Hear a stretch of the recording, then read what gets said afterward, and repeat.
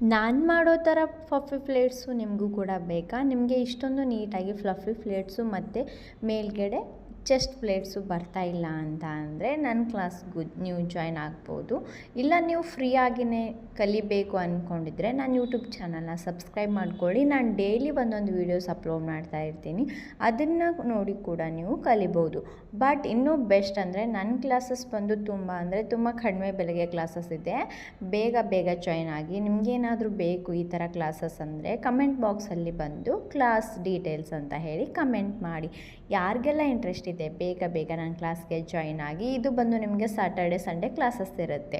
ಇದು ಬಂದು fluffy plates, ಇದು ಬಂದು ರಿಸೆಪ್ಷನ್ ಸಾರಿ ಆಗಿರುತ್ತೆ. ಈ ಥರ ನೀಟಾಗಿ ನೀವು ಕೂಡ ಕಲಿಬೋದಾಗಿರುತ್ತೆ.